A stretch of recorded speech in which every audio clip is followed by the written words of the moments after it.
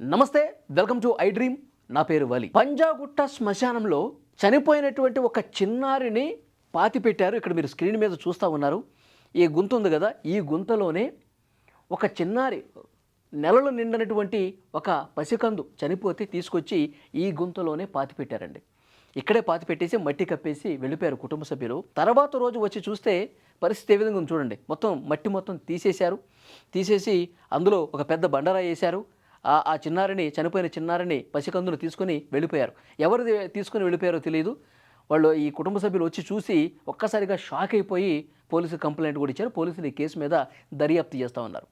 అసలు ఏం జరిగింది, అసలు ఆ పంజాగుట్ట శ్మశానంలో ఏం జరిగిందో ఒక్కసారి మీకు వివరించే ప్రయత్నం చేస్తా. రాజు మండల్, పూజ, వీళ్ళిద్దరూ దంపతులండి. కోల్కతాకు సంబంధించినటువంటి దంపతులు వీళ్ళు. ఇక్కడే హైదరాబాదులో పనులు చేసుకుంటూ ఉన్నారు. అయితే పూజ గర్భం దాల్చింది, డెలివరీ అయింది. మొన్న శనివారం రోజు అనుకుంటా డెలివరీ అయింది. అయితే ప్రీమెచ్యూర్ డెలివరీ అది. 6 నెలలకే డెలివరీ అయిపోయింది. డెలివరీ అయిపోతే 6 నెలలు ఆమె కవలలకు జన్మనిచ్చిందండి. 2 బిడ్డలకు జన్మనిచ్చింది. ప్రీమెచ్యూర్ అంటే 6 నెలలకే 2 బిడ్డలు జన్మించారు. వైద్యులు, ఇది ప్రీమెచ్యూర్ డెలివరీ, బిడ్డలు ఆరోగ్యంగా అయితే లేరు, చాలా కష్టం, ఈ బిడ్డలు బతికే అవకాశం లేదు.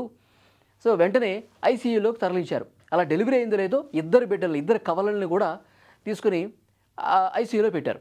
ఐసీయూలో పెట్టిన తర్వాత ఒక్క రోజుకే, అంటే ఆదివారం రోజు ఉదయం ఆ 2 బిడ్డల్లో, ఆ 2 కవలల్లో ఒక బేబీ చనిపోయింది. ఒక చిన్నారి శిశువు చనిపోయింది. ఎందుకంటే ఆ కుటుంబ సభ్యులు కూడా అర్థం చేసుకున్నారు.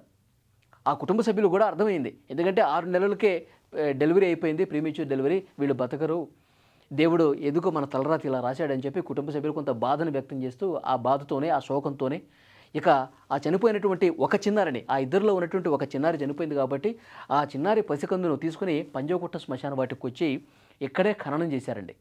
మొత్తం మట్టితో కప్పేశారు. ఒక గుంత తీసి ఆ చిన్నారిని, చనిపోయినటువంటి ఆ చిన్నారిని అందులో పెట్టి మట్టి మొత్తం కప్పేసి బాధతోనే తిరిగి వెళ్ళిపోయారు. అక్కడ పనిచేసే వాళ్ళు ఉంటారుగా పంజాగుట్ట శ్మశాన వాటికలో, వాళ్ళు డబ్బులు అడిగారు. సరే, 2500 రూపాయలు వాళ్ళ చేతిలో పెట్టారు.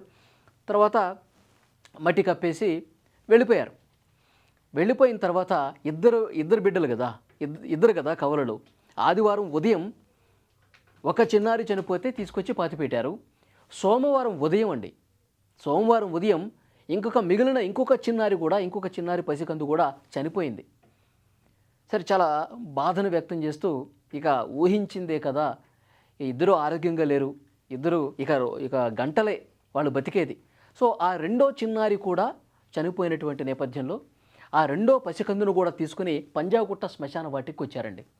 పంజాగుట్ట శ్మశాన వాటికి వచ్చిన తర్వాత ఆ ముందు పాతి పెట్టినటువంటి ప్రదేశం ఏదైతే ఉందో దాని పక్కనే పెడదాం. 2 కవలలు ఒకేసారి జన్మించారు కాబట్టి వీళ్ళని ఒకే దగ్గర ఖననం చేయాలన్న ఉద్దేశంతో ఆ కుటుంబ సభ్యులు పంజాగుట్ట శ్మశాన వాటికి వచ్చి చూస్తే ఒక్కసారిగా షాక్. ఈ దృశ్యం అదే. మొదటి పాతి పెట్టినటువంటి ఆ చిన్నారి శవం కనిపించట్లేదు, ఆ పసికందు కనిపించట్లేదు, మొత్తం మట్టి తవ్వేసి తీసుకుని వెళ్ళిపోయారు. వాళ్ళు షాక్ అయిపోయి ఇక అక్కడ ఉన్నటువంటి ఆ శ్మశాన వాటికలో పనిచేసే వాళ్ళు ఉన్నారు కదా, వాళ్ళకి 2500 ఇచ్చారు కదా, ఇచ్చిన తర్వాత మీరు అసలు ఏం చేస్తూ ఉన్నారు, మీరే ఎవరికి ఇచ్చారు, చనిపోయినటువంటి ఈ పసికందుని ఎవరికి ఇచ్చారని చెప్పి వాళ్ళతో గొడవ పెట్టుకున్నారు. వాళ్ళు ఏం చెప్తున్నారు, 24 గంటలు మేమేమైనా కాపలా ఉంటామా, రాత్రిపూట ఎవరు వస్తున్నారు, ఏం చేస్తున్నారు, మేమైనా చూస్తూ ఉంటామని చెప్పి వాళ్ళు కూడా వీళ్ళతో గొడవ దిగిన పరిస్థితుంది. వెంటనే పోలీస్ స్టేషన్కి వెళ్ళి పోలీసులకి కంప్లైంట్ ఇచ్చారు. పోలీసులు కంప్లైంట్ ఇస్తే ఇక్కడ పనిచేసే శ్మశాన వాటికలో పనిచేస్తున్నటువంటి కొంతమంది సిబ్బందిని కూడా పోలీసులు ఇంటరాగేట్ చేస్తున్నారు, ఇన్వెస్టిగేట్ చేస్తూ ఉన్నారు. ఇక్కడ 2వ పసికందు పక్కనే పాతిపెట్టారు. ఇక్కడ మీకు ఆ దృశ్యం కూడా కనిపిస్తుంది. పోలీసులకు సమాచారం మొత్తం ఇచ్చేశారు. ఎవరు తీసుకెళ్ళిపోయారో మీరే తేల్చండి సార్ అని చెప్పి వాళ్ళు కన్నీళ్లు పెట్టుకుంటున్నారు. ఎందుకంటే చనిపోయిన పసికందును కూడా మట్టి మొత్తం తీసేసి శ్మశానంలో నుంచి తీసుకుని వెళ్ళిపోతారా, అసలు ఏం జరుగుతుంది ఈ శ్మశానంలో, ఏ ఉద్దేశంతో తీసుకెళ్లారు అన్నది క్లియర్గా పోలీసులు ఇన్వెస్టిగేట్ చేస్తూ ఉన్నారు. ఒక బలమైనటువంటి అనుమానం ఏంటి అంటే ఈ కేసుకు సంబంధించి ఆగస్టు 12 అంటే బుధవారం రోజు అమావాస్య అండి. సంపూర్ణ సూర్యగ్రహణంతో పాటు ఇది అమావాస్య వస్తోంది. చుక్కల అమావాస్య అని కూడా అంటారు. మనకు తెలుసు, చాలా సందర్భాల్లో అమావాస్య రోజు, నిండి పున్నమి రోజు ఇలా సూర్యగ్రహణాలు, చంద్రగ్రహణాలు ఇట్లా ఏర్పడిన ప్రత్యేక రోజుల్లో శక్తుల కోసం, లేదంటే ఇలా చనిపోయినటువంటి శిశువుల్ని ఏదన్నా క్షుద్ర పూజలు చేస్తే వాళ్ళకేదో అతీతమైనటువంటి శక్తులు వస్తాయనో, లేకపోతే అవి ఫలించి ఆ క్షుద్ర పూజలు ఫలించి ఏవో అష్టైశ్వర్యాలు సిద్ధిస్తాయనో, ఇలాంటి మూఢనమ్మకాలతో గతంలో కూడా చాలా సందర్భాల్లో బలి ఇవ్వటం కావచ్చు, చనిపోయిన వాళ్ళని తీసుకొచ్చి క్షుద్ర పూజలు చేయటం కావచ్చు, ఇవన్నీ కూడా చేస్తూ ఉంటారు. ఒక అడవిలోకి తీసుకెళ్ళిపోయి కొండరాళ్ళ దగ్గరికి తీసుకెళ్ళిపోయి అట్లా ఏకాంతంగా క్షుద్ర పూజలు గిరిగీసి ఆ శవాన్ని అట్లా పెట్టి చేస్తూ ఉంటారు. గతంలో కూడా మనం చాలాసార్లు విన్నాం. మూఢనమ్మకాలతో కొంతమంది గ్రామీణ ప్రాంతాల్లో కొంతమంది చేస్తూ ఉంటారు. ఎందుకంటే ఇప్పుడు చనిపోయినటువంటి ఆ చిన్నారిని కూడా తీసుకుని వెళ్ళిపోయారంటే ఏం జరుగుతుంది? రేపు అమావాస్య కాబట్టి క్షుద్ర పూజల కోసమే మా బిడ్డను తీసుకుని వెళ్ళిపోయారా, మా చనిపోయినటువంటి బిడ్డను తీసుకుని వెళ్ళిపోయారా అని వాళ్ళు చాలా బాధపడుతూ ఉన్నారు. పోలీసులు ఆ కోణంలో ఇన్వెస్టిగేట్ చేస్తున్నటువంటి పరిస్థితి. అసలు యాక్చువల్గా వాళ్ళు కవలలు జన్మించారు కాబట్టి ఇది బయటకు వచ్చిందండి. ఎందుకంటే ఒక బిడ్డే చనిపోయి ఉంటే ఆ ఒక బిడ్డను తీసుకొచ్చి ఇక్కడ పంజాగుట్ట శ్మశానంలో పాతిపెట్టేసి ఆ ఖననంకి సంబంధించిన కార్యక్రమం పూర్తి చేసుకుని వెళ్ళిపోతే వాళ్ళు మళ్ళీ తిరిగి వచ్చేవాళ్ళు కాదు, ఇది బయటికి తెలిసేది కాదు. కానీ వాళ్ళు కవలలకు జన్మనిచ్చారు కాబట్టి ఆ రెండో బిడ్డ కూడా చనిపోయింది కాబట్టి ఆ రెండో బిడ్డను తీసుకుని వస్తే ఆ రెండో బిడ్డను కూడా మొదటి బిడ్డను పాతిపెట్టిన చోట పాతి పెడదామని చెప్పి ఇక్కడికి వస్తే ఆ పాతిపెట్టిన శవం లేకుండా తీశారు, ఆ చిన్నారిని తీసేశారు. అది అర్థమైంది. అది ఇద్దరు పుట్టారు కాబట్టి, ఇద్దరు కూడా చనిపోయారు కాబట్టి వాళ్ళకి సమాచారం తెలిసింది, వచ్చి తమ కళ్ళతో చూశారు కాబట్టి తెలిసింది. లేదంటే ఇది బయటికి తెలిసేది కాదు. ఎంత ఘోరం చూడండి, ఎంత దుర్మార్గమైనటువంటి చర్య చూడండి. సో పోలీసులు ఇన్వెస్టిగేట్ చేస్తూ ఉన్నారు, ప్రస్తుతం అందరినీ పిలుస్తూ ఉన్నారు. అసలు అంటే ఇక్కడ పనిచేసే సిబ్బందికి ఏమైనా ఈ విషయం తెలుసా?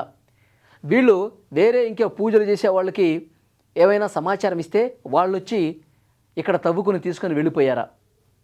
ఎందుకనంటే ఇలా పూజలు చేసేవాళ్ళు, క్షుద్ర పూజలు చేసేవాళ్ళు, మాంత్రికులు ఇట్లా ఉంటారు కదా, ఏదో మూఢనమ్మకాలతో పిచ్చి పిచ్చి పనులు చేసేవాళ్ళు. వాళ్ళు ఈ శ్మశానంలో పని చేసే వాళ్ళతోనే కాంటాక్ట్లో ఉంటారు. ఈరోజు ఏమైనా శవం వచ్చిందా, ఒక మహిళ శవం ఏమైనా వచ్చిందా, పెళ్లి కానిటువంటి యువతి శవం ఏమైనా వచ్చిందా, ఇట్లా పూజలు చేసేవాళ్ళు ఇదే మైండ్ సెట్తో ఉంటారు.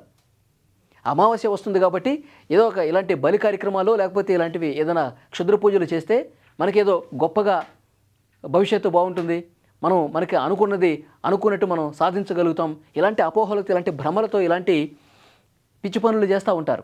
కాబట్టి ఇక్కడ పనిచేసే వాళ్ళ మీదే అనుమానం వ్యక్తం చేస్తున్నారు ఈ కుటుంబ సభ్యులు. పోలీసులకు అదే విషయం చెప్పారు.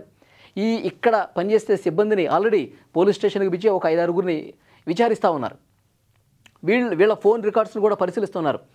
ఇక్కడ పాతి పెట్టినప్పుడు ఎవరెవరికి ఈ 2 రోజుల్లో ఎవరెవరికి ఫోన్లు చేశారు, ఎవరితో మాట్లాడారు, వీళ్ళ ప్రమేయం ఉందా లేదా అన్నది కూడా పోలీసులు ఇన్వెస్టిగేషన్లో తెలుస్తుంది. మరికొద్ది గంటల్లోనే ఎవరు తీసుకెళ్ళిపోయారు, పాతి పెట్టినటువంటి ఆ పసికందు మృతదేహాన్ని ఎవరు తీసుకెళ్లారన్నది కూడా పోలీసులు డెఫినెట్గా 100% తేల్చేస్తారు.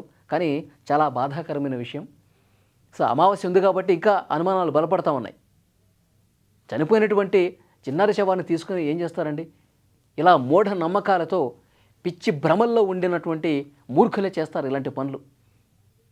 అంధవిశ్వాసాలతో ఇలాంటి కన్ను మిన్ను తెలియకుండా విధంగా చేస్తూ ఉంటారు పిచ్చి పనులు. సో ఆ కోణంలో 100% ఎందుకంటే హైదరాబాద్ లాంటి ఒక విశ్వనగరంలో, హైదరాబాద్ నడిబొడ్డున ఉన్నటువంటి ఆ పంజాగుట్ట లాంటి మెయిన్ ఏరియాలో ఉన్నటువంటి ఈ హిందూ శ్మశాన వాటికలో ఈ విధంగా జరిగిందంటే నిజంగా ఆశ్చర్యంగా అనిపిస్తోంది. ఇంకొక ముఖ్యమైన విషయం చెప్పాలి. ఉదయం నేను అక్కడికి వెళ్ళాను, గేట్లు లేవండి. ఆ శ్మశాన వాటికి గతంలో గేట్లు ఉండేనంట. అక్కడ ఉన్నవాళ్ళు కొంతమంది చెప్పారు గతంలో గేట్లు ఉండేవి, కానీ ఆ గేట్లు మొత్తం ఇప్పుడు తీసేశారు. మొత్తం ఎవరు వెళ్ళినా సరే అర్ధరాత్రి అపరాత్రి వెళ్ళినా ఫ్రీగా లోపలికి వెళ్ళిపోవచ్చు. కాబట్టి అది ఇట్లా మూఢ విశ్వాసాలతో ఉన్నవాళ్ళు శవాల్ని తవ్వి తీసుకునే వాళ్ళకి అవకాశం కల్పించినట్టే కదా. గేట్లు ఏం లేవు, లోపలికి డైరెక్ట్ శ్మశానంలోకి నడుచుకుంటూ వెళ్ళిపోవచ్చు. వాళ్ళకి ఏ శవం కావాలో వాళ్ళు సెలెక్ట్ చేసుకుని మరి తీసుకెళ్ళిపోతారేమో మరి. కాబట్టి ప్రభుత్వం దీని మీద చర్యలు తీసుకోవాలి, అధికారులు, పోలీసులు దీని మీద కూడా దృష్టి పెట్టాలి. అక్కడ పకడ్బందీగా గేట్లు పెట్టాలి. రాత్రిళ్ళు 10 తర్వాత ఎవరు రారు కదండి శ్మశానాల్లోకి. 11 గంటలకి 12 అర్ధరాత్రుల టైంలో ఎవరికీ అవసరం శ్మశానం లోపలికి రావటం? అంత్యక్రియలు ఏమైనా ఉంటే సాయంత్రం 5-6 గంటలలోపు కంప్లీట్ చేసేస్తారు కదా. కాబట్టి అట్లా భద్రతాపరమైనటువంటి చర్యలు తీసుకోవాలి, గేట్లు పెట్టాలి మళ్ళీ. సో దీని మీద పోలీసులు డెఫినెట్గా దృష్టి పెట్టాల్సినటువంటి అవసరం ఉంది. నిజంగా చాలా బాధాకరమైన విషయం. 2 బిడ్డలు కోల్పోయి ఆ కుటుంబం ప్రీమెచ్యూర్ డెలివరీ కావటం వల్ల ఆ కుటుంబం చాలా బాధలో ఉంది. ఆ బాధలో ఉంటే ఇద్దరిని ఒక దగ్గర పెడదామంటే 24 గంటలు అయింది. ఆదివారం చనిపోతే పాతిపెట్టారు, సోమవారం ఇంకో బిడ్డ చనిపోతే పక్కనే పాతిపెడదామని ఇచ్చారు, మొదటి శవం లేదు.